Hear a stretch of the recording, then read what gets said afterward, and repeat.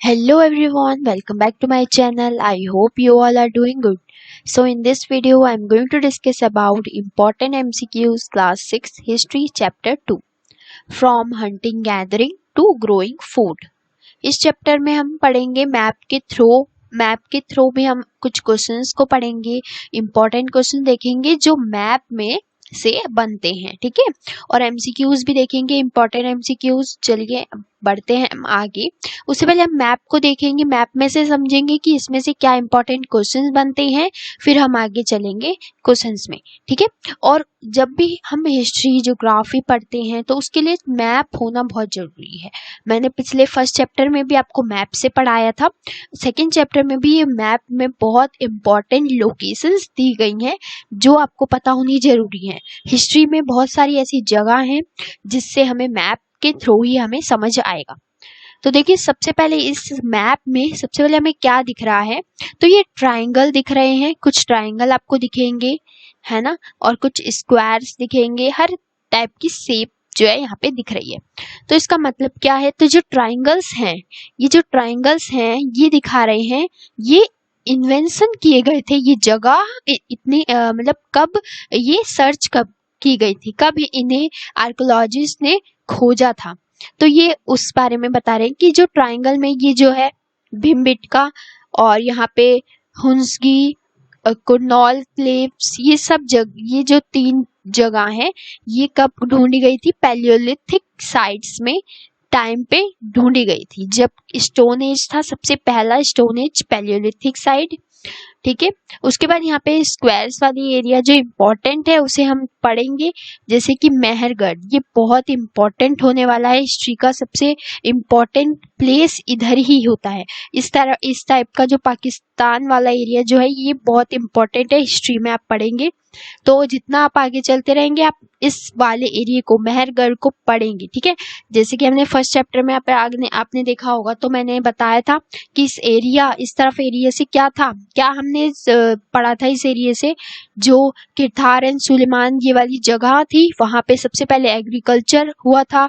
जो God ships ये सबको जो पालते थे, इसी एरिया से लोग पालना स्टार्ट किया था, सबसे पहले एग्रीकल्चर भी इसी एरिया से हुआ था, फिर जाके इंडिया में ये एग्रीकल्चर ये सब आया था, ठीक है। तो मेहरगढ़ ये वाली जगह जो है मेहरगढ़, यहीं पे कल्टीवेशन अच्छा होता है। कॉटन सबसे इम्पोर्टेंट चीज यहाँ पे एक और मिलती है, आपको लिखनी है कॉटन।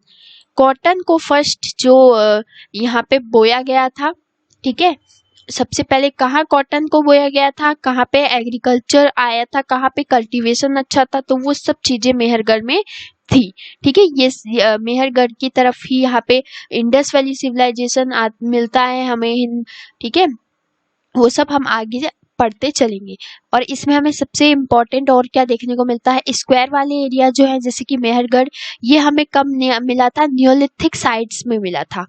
कब मिला था, न्यूलिथिक साइट्स, मतलब कि पैलियोलिथिक, फिर उसके बाद आता है मेसोलिथिक, फिर उसके बाद आता है न्यूलिथिक, ठीक है। 3 आते हैं, सबसे पहले आता है पैलियोलिथिक, फिर आता है मेसोलिथिक, उसके बाद लास्ट जब न्यूलिथिक आता है, जब लोग काफी चीजें इन्वेंट हो चुकी थी, एग्रीकल्चर आ चुका था, उस समय की मेहरगढ़ को उस समय ढूंढा गया था, ठीक है। तब का है ये। उसके बाद यहाँ पे आता है सबसे इम्पोर्टेंट भीमबेटका, ये वाला एरिया कब ढूंढा गया था, पैलियोलिथिक में ढूंढा गया था, मतलब कि सबसे पहले अर्ली एज में भीमबेटका को ढूंढा गया था। अब यहाँ का भीमबेटका जो है ये क्यों फेमस है, अगर हम इसकी बात करें, सबसे पहले ये जो एरिया है भीमबेटका, ये कहाँ पे पड़ता है, ये आपको दिख रहा होगा, ये कौन सी लोकेशन है, ये एमपी है, मध्य प्रदेश, ये आपको दिख रहा है मध्य प्रदेश वाला एरिया है। उसके बाद यहाँ पे से नर्मदा नदी भी जाती है, ठीक है। विद्यास भी यहाँ पे है, नर्मदा नदी भी यहाँ से जाती है, तो ये मध्य प्रदेश में पड़ा था। मध्य प्रदेश में भीमबेटका को ढूंढा गया था, कब, पैलियोलिथिक एज में, ठीक है। आपको ये जरूर याद रखना है कब किसको ढूंढा गया था। और इसमें सबसे इम्पोर्टेंट भीमबेटका में अगर हम सबसे इम्पोर्टेंट बात करें, यहाँ पे जो फेमस है, ये फेमस क्यों है, इसको डिस्कवर किसने किया था, सबसे पहले हमें ये भी पता होना चाहिए, वीएस नाम था उनका, आपको याद रखना है, वीएस वकनकर करके था, वीएस वकनकर, ठीक है, VAKANKAR, VS बकनकर करके इन्होंने ही भीमबेटका वाली जगह MP में जो है इनको सर्च किया था। ठीक है, उसके बाद ये इम्पोर्टेंट है, में अगर इस नाम से पता चल रहा है भीम, तो यहाँ पे बहुत बड़े बड़े भीम, बहुत बड़े बड़े पत्थर पाए गए हैं।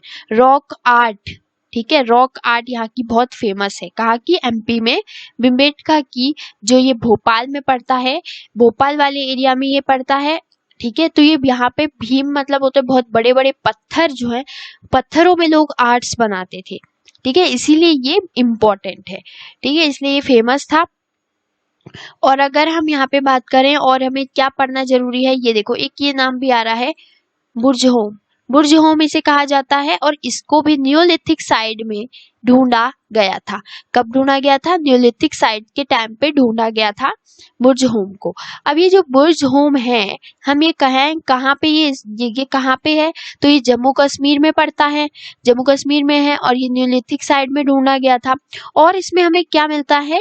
तो इसमें ह्यूमन स्केलेटन हमें मिलते हैं। बहुत सारे मतलब कि लोग यहाँ पे बसे हुए थे। ठीक है, हमें स्केलेटन मिलते हैं, इसका मतलब लोग यहाँ पे बसे हुए थे। और इसको नाम, एक और नाम से भी जाना जाता है बुर्जहोम को, प्लेस ऑफ बिर्ज। क्या नाम है? बिर्ज। आपको ये स्पेलिंग में लिख लूं, बिर्ज। तो ये बिर्ज जो होता है, एक पेड़ होता है, पेड़ यहाँ पे जो बिर्ज है, इसी के नाम से बुर्जहोम रखा गया है। ठीक है, प्लेस ऑफ बिर्ज मतलब एक पेड़ है यहाँ का फेमस। और उसके बाद अगर बात करें, यहाँ पे अंडरग्राउंड हाउसेस मिले हैं हमें, काफी अंडरग्राउंडेड हाउस जो होते हैं, घर जो होते हैं वो काफी अंडरग्राउंडेड घर बने हुए मिले थे, यहाँ पे पाए गए थे। तो ये इसलिए फेमस था। तो हर एक चीज किस लिए फेमस है ये आपको ध्यान में रखनी है, कुछ नहीं तो एक एक पॉइंट सबके याद रखने जरूरी है। कर्नौल क्लिफ्स, तो ये क्यों फेमस है? ये सबसे पहले पैलियोलिथिक एज में ही ढूंढा गया था। और कर्नौल जो क्लेव्स है, ये क्लेव्स यहाँ पे बहुत ज्यादा पाए जाते हैं, कम से कम 500 क्लेव्स जो हैं यहाँ पे हैं। क्लेव्स के लिए ये फेमस है, ये आंध्र प्रदेश में है, बस इसको ज्यादा और कुछ यहाँ पे इसमें है नहीं। ठीक है, तो ये सब थे मैप में जो हमने इम्पोर्टेंट पढ़े। इसको एक और बार सुनना और एक और बार पॉइंट्स को नोट डाउन करना, आपको अच्छे से ये याद हो जाएंगे। तो चलिए हम आगे बढ़ते हैं, क्वेश्चंस की बारी है। अब क्वेश्चन करने हैं हमें। देखो, अगर आपने अच्छे से सुना हो तो बहुत सारे क्वेश्चन आपके ऐसे ही हो जाएंगे। सबसे फर्स्ट क्वेश्चन है, the main occupation of Palaeolithic मतलब कि ओल्ड स्टोन पीपल वाज। सबसे इम्पोर्टेंट उनका ऑक्यूपेशन क्या था जब ओल्ड स्टोन एज जब थी, पैलियोलिथिक एज जब थी, तो उनका ऑक्यूपेशन क्या था, मतलब मेन काम क्या था? एग्रीकल्चर, हंटिंग, ट्रेवलिंग या फिर ऑल ऑफ दीज। तो इसका आंसर क्या होगा, राइट आंसर क्या होगा, आपको कमेंट में बताना है आपको। ठीक है, कमेंट में बताओ क्या होगा राइट आंसर। तो राइट आंसर इसका क्या होगा? Hunting. Hunting is the right answer. तो यहाँ पे देखो, पैलियोलिथिक एज से हमें क्या पता चलता है? सबसे पहले ओल्ड स्टोन एज है, तो यहाँ पे लोग एग्रीकल्चर के बारे में अभी नहीं जान पाए थे। ठीक है, उसके बाद यहाँ पे ट्रैवलिंग के बारे में भी नहीं पता था। तो यहाँ पे सबसे इम्पोर्टेंट होता है हंटिंग, लोग यहाँ पे अभी हंटिंग ही कर रहे थे। तो ये पैलियोलिथिक एज है, फर्स्ट स्टोन एज है। उसके बाद आते आते मेसोलिथिक आता है, फिर न्यूलिथिक आता है। तो जैसे जैसे लोग आगे बढ़ते चलते हैं तब जाके एग्रीकल्चर पता चलता है। ठीक है, तो यहाँ पे सबसे पहले क्या था? स्टोन एज में, ओल्ड एज में, ठीक है, हंटिंग थी। सेकेंड क्वेश्चन है, why did hunter gatherers move from place to place. तो हंटर गैदर्स क्या होते हैं? सबसे पहले हमें ये पता करना है कि हंटर गैदर्स क्या होते हैं। हंटिंग मतलब होता है एनिमल्स का शिकार करना, एनिमल को मारना और उनको अपना फूड बना के खा लेना। तो हंटिंग करना, पहले कुछ लोगों को मतलब मिलता नहीं था खाने को, कहाँ से वो खाएंगे, तो हंटिंग कर लेते थे। एग्रीकल्चर के बारे में पता नहीं था, तो जानवरों को ही मार शिकार करते थे और उनको खा लेते थे, अपना खाना बना लेते थे। गैदर्स मतलब होता है जो पेड़ पौधों में फल फ्रूट थे लगे हुए, उन्हीं को तोड़ के खा लेना। उनको उगाना नहीं आता था अभी, उनको सिर्फ जो है मिला, सर्च किया और खा लिया। ठीक है, तो हंटर गैदर्स का मतलब ये होता है। और वो जो लोग थे जो हंटिंग गैदरिंग करते थे, वो move from place to place. क्यों वो प्लेस टू प्लेस, एक जगह से दूसरी जगह क्यों जाते थे? In search of food, in search of shelters, या फिर ए बी दोनों, या फिर नन ऑफ दीज। शेल्टर्स मतलब होता है घर, घर ढूंढने खाना ढूंढने क्या करने। तो इसका आंसर क्या होगा, राइट आंसर क्या होगा, तो राइट आंसर होगा बोथ ए एंड बी। वो खाने की तलाश में भी थे और शेल्टर्स की तलाश भी करते थे। जहाँ पे उन्हें खाना मिल जाता था वो वहां पे ठहर जाते थे, फिर उसके बाद जब उनका खाना खत्म हो जाता था तो फिर वो आगे बढ़ जाते थे, नए नई जगह में नई चीजों की तलाश में निकल पड़ते थे। ठीक है, तो जब तक उन्हें एक जगह स्थिर चीजें जो है नहीं मिलती हैं, वो जो है मूव एक प्लेस से दूसरी प्लेस मूवमेंट करते रहते थे। नेक्स्ट है where is water found. Water कहाँ पे फाउंड होता है, लेक्स में, रिवर्स में, स्ट्रीम्स में, या फिर ऑल ऑफ दीज। तो ये तो बहुत इजी ही क्वेश्चन है, तो आपको सबको पता ही होगा ऑल ऑफ दीज। सब जगह यहाँ पे जो भी लेक्स हैं, वाटर है, स्ट्रीम्स हैं, है ना, यहाँ पे वाटर फाउंड होता है। नेक्स्ट है how did the ancient people travel. Ancient people किस तरीके से ट्रैवल करते थे, क्या था उनका साधन जिससे वो एक जगह से दूसरी जगह जा पाते थे, बाय बस, बाय ट्रेन, बाय शिप, या फिर ऑन फुट। तो इसका आंसर क्या होगा, तो राइट आंसर फुट, क्योंकि इस समय जो ये समय चल रहा है ये पैलियोलिथिक एज चल रही है। इस समय पैलियोलिथिक एज में न बस थी, न ट्रेन थी, न शिप थी, वो खुद अपने पैरों से ही चलते चलते एक जगह से दूसरी जगह जाते थे, कोई साधन नहीं था। तो आगे हम बढ़ते हैं, आगे नेक्स्ट क्वेश्चन है in the Asian times tool were made up of which materials. Asian time में कौन सा टूल जो है यूज किया जाता था मटेरियल्स के लिए, बताओ, stone, would, bone, all of these. तो एशियन टाइम था, मतलब कि सबसे जो पुराना टाइम था, वो टूल्स यूज करते थे जो किससे बने हुए होते थे, तो इसका आंसर होगा all of these. Stone, would और बोन, ये इन सबकी मदद से ही वो अपना हथियार बनाते थे। ठीक है, और उन हथियारों का यूज क्या करते थे वो आपको नेक्स्ट क्वेश्चन में पता चलेगा। तो what purpose was stone tools use. अब वो स्टोन बनाते तो थे, किससे बनाते थे आपको ये तो पता चल गया, स्टोन से, वुड से और बोन से, है ना, ये तीनों चीजों से हमने पता कर लिया। लेकिन इन तीनों चीजों से ये मटेरियल बनाते तो थे, तो इसका यूज क्या करते थे, तो chop fruit and roots, and to cut meat and bones, to make spears and arrows, या फिर all of these। तो इसका राइट आंसर है ऑल ऑफ दीज। सब चीजों के लिए ये जो है यूज करते थे, जैसे कि फ्रूट को काटना, रूट्स जो खाने योग्य जो रूट्स होती है उनको काट के खाना। तो ये जो जैसे आजकल नाइफ आ चुका है, उस समय नाइफ नहीं था, तो वो क्या करते थे, वुड को, स्टोन से, पत्थर को घिस घिस के पैना करते थे, उससे ही वो कटिंग करते थे और जो कपड़े जो वो पहनते थे, ओढ़ते थे, उनको स्टिच करते थे। ठीक है, what did indicate the finding of ash. Ash जो होती है ना, एश क्या होती है, ये एश जो लिखी है, एश क्या होती है, राख होती है। तो राख जो है किसको इंडिकेट करती है, वाटर को, आइस को, फायर को, या फिर ऑल ऑफ दीज को। तो आपको पता होगा ये तो फायर, आग में से ही ऐश निकलती है, राख निकलती है, धुआं निकलता है, तो इंडिकेट होता है फाइंड कहाँ से किया गया है, फायर जो है वही राख निकालती है। ठीक है, वे इन विच ग्रेन्स वर यूज्ड। ग्रेन्स जो होते हैं, जो ग्रेन्स जो थे जब एग्रीकल्चर आ चुका था, जैसे यहाँ पे क्या चैप्टर का नाम है, हंटिंग गैदरिंग टू एग्रीकल्चर की तरफ मूवमेंट हो रही है। तो अब वो हंटिंग गैदरिंग से किससे शिफ्ट हो रहे हैं, वो धीरे धीरे एग्रीकल्चर को जान रहे हैं। जब एग्रीकल्चर जान रहे हैं तो उनमें क्या करा, एग्रीकल्चर करके ग्रेन्स को जब उन्होंने कल्टीवेट किया, ग्रेन्स का काम क्या करा, फिर उन्होंने ग्रेन्स को क्या सीड की तौर पे रखा, फूड की तौर पे रखा, या फिर फूड को स्टोर करके रखा। तो इसका राइट आंसर क्या होगा, ऑल ऑफ दीज। वो जब कल्टीवेट करते थे उसके बाद वो सीड्स निकालते हैं, जैसे कि वीट हो गया, बार्ले हो गया, उसको सीड्स को निकाल के फूड का करके फिर वो फूड खाते हैं, फूड निकालते हैं, स्टोरेज भी करते हैं फूड की। ठीक है, तो ये ऑल ऑफ दीज यहाँ पे होगा। नेक्स्ट है one of the places where people learn to grow barley, wheat and rear sheep goats for the first time. तो यहाँ पे बता रखा है सबसे पहले ये चीजें कहाँ पे आई थी, तो ये तो आपको पता होना चाहिए क्योंकि मैंने ये बता दिया है आपको शुरुआत में ही कि कहाँ से उन्होंने सीखा, सबसे पहले कहाँ पे बार्ले व्हीट ये सब लर्न ग्रो हुआ, सिप और गॉड्स जो है इनको चराया, रेयर किया। तो फर्स्ट टाइम कहाँ पे हुआ था? मेहरगढ़ वाली साइड में हुआ था। ठीक है, मेहरगढ़ वाली जो साइड है हमने मैप में भी देखी है, पाकिस्तान वाला एरिया, इंडस वाला एरिया है वो। ठीक है, नेक्स्ट है the early man lived in dash by the sides of dash. तो यहाँ पे दो आंसर आएंगी। सबसे पहले द अर्ली मैन कहाँ पे रहते थे? अर्ली मैन जो सबसे पहले पैलियोलिथिक वाला टाइम है, वो लोग कहाँ पे रहते थे? बिल्डिंग में या फिर हट में? यहाँ पे बिल्डिंग दे रखी है और हट दे रखा है, तो बताओ। तो बिल्डिंग तो बन ही नहीं थी ना, तो बिल्डिंग होगा नहीं, हट होगा। अब इन दोनों में से नेक्स्ट में क्या आएगा? तो the early man lived in huts by side of, कहाँ, किसके साइड जो है हट्स बना हुआ था? हट जो होते हैं झोपड़ियां, वो किसके साइड्स थी? फॉरेस्ट वाले एरिया में या फिर रिवर वाले एरिया में?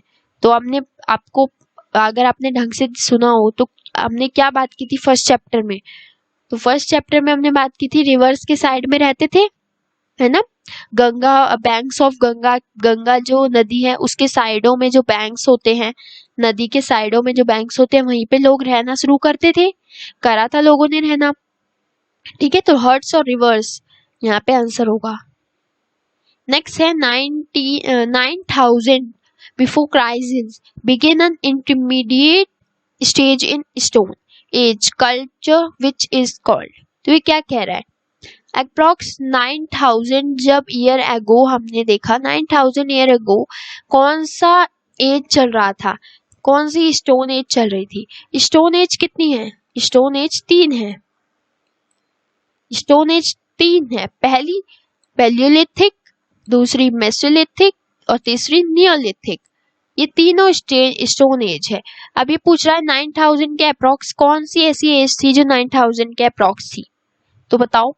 सबसे पहले हम पैलियोलिथिक को समझते हैं। तो Palaeolithic approx 2 million years ago, 2 million years ago से लेकर अप्रॉक्स 8000 ईयर एगो तक जो चलती है वो पैलियोलिथिक होती है। ठीक है, तो पैलियोलिथिक एज यहाँ पे नहीं होगी। मेसोलिथिक एज जो है अप्रॉक्स 8000 से या फिर कहे 9000 से लेकर 8000 9000 से लेकर 2000 के अप्रॉक्स चलती है। तो यहाँ पे बताओ आंसर क्या होगा? और न्यूलिथिक कहाँ से चलती है? 2000 से 3000 के अप्रॉक्स तक चलती है। ठीक है, तो बताओ राइट आंसर क्या होगा? राइट आंसर होगा मेसोलिथिक एज जो अप्रॉक्स 8000 से 2000 के बीच में चलती है। ठीक है, तो 9000 कहाँ पे आएगा? इसके बीच में आएगा, मेसोलिथिक में। तो मेसोलिथिक एज होती है। ठीक है, लिथिक्स मीन्स क्या होता है? अब हमने देखा कि पैलियोलिथिक भी पीछे लिथिक आ रहा है, मेसोलिथिक में भी लिथिक आ रहा है एंड नियोलिथिक में भी लिथिक आ रहा है। तीनों में एक चीज कॉमन है, वो है लिथिक। तो लिथिक का मतलब क्या होता है? एज, ईयर, टाइम या स्टोन? तो बताओ, एज, ईयर या टाइम या स्टोन? यहाँ पे आप कंफ्यूज हो सकते हो, तो यहाँ पे आएगा स्टोन। तो देखो स्टोन एज आपने सुनी है ना, स्टोन, तो यहाँ पे लिथिक्स का मतलब होता है स्टोन। ठीक है, और पैलियोलिथिक के पीछे भी लिथिक, मेसोलिथिक के पीछे लिथिक आता है। ठीक है, नेक्स्ट है how do the historians know that early man was aware of the use of fire. अब जो आर्कोलॉजिस्ट थे, हिस्टोरियंस जो थे, जो सर्च कर रहे हैं चीजों को, उन्हें कैसे पता कि जो वो पहले के लोग हैं उनको आग के बारे में नॉलेज थी? किसकी वजह से पता चला? Through agriculture, through food, through S या फिर थ्रू इंस्क्रिप्शंस? किसकी वजह से पता चला कि वहां वो लोग आग का जो है यूज करते थे, अवेयर थे फायर के बारे में? तो पता चलता है ट्रेस ऑफ एस। जो ट्रेस ऑफ एस मतलब होता है जो बुरा राख होती है, जो जल के राख निकलती है, उसकी जो उनको पाए गए। ठीक है, एस पाई गई, उसी से पता चला। नेक्स्ट है habitation are the sites where. Habitations का मतलब क्या होता है? हमने बहुत बार सुना है वर्ड हैबिटेट, हैबिटेशन। इसका मतलब क्या होता है? जो जहाँ पे पीपल लिव या फिर जहाँ पे पीपल मेक फूड, या फिर पीपल मेक स्टोन, या फिर एग्रीकल्चर वाले एरिया को हैबिटेट बोलते हैं। तो बताओ इसमें राइट आंसर क्या होगा? तो इसका राइट आंसर होगा पीपल लिव। तो जहाँ पे पीपल रहते हैं उसी जगह को हैबिटेशन कहा जाता है। जैसे कि हर हर जानवर, हर इंसान के जो रहने का जो हैबिटेशन है वो अलग अलग होता है, ठीक है, तो उसको बोलते हैं हैबिटेट। नेक्स्ट है स्टोन एज आल्सो कॉल्ड। अब स्टोन एज को हम दूसरा नाम क्या कहते हैं? Historic age, prehistoric age, hunter gatherer, या फिर ऑल ऑफ दीज। तो आपको बताना है इसका राइट आंसर। तो राइट आंसर होगा प्री हिस्टोरिक एज, ठीक है। हिस्टोरिक एज आती है उसके जब स्टोन एज तीनों खत्म हो जाती है। अब जब पैलियोलिथिक, मेसोलिथिक, नियोलिथिक ये तीनों एज खत्म हो जाए उसके बाद नया आता है जैनिज्म, बुद्धिज्म, ठीक है। आप उसके बाद पढ़ोगे जब इंडस वैली सिविलाइजेशन आती है, ठीक है, तो उसमें आप पढ़ते हो तब वो आती है बाद में हिस्टोरिक में। ये है प्री हिस्टोरिक एज जब स्टोन एज चल रही होती है, ठीक है। तो ये थे 15 क्वेश्चंस। आई होप आपको अच्छे लगे हों, समझ आए हों। कमेंट में जरूर बताना कैसे लगे, और लाइक करना, subscribe to my channel for more videos. तब तक के लिए बाय बाय, वर्क हार्ड।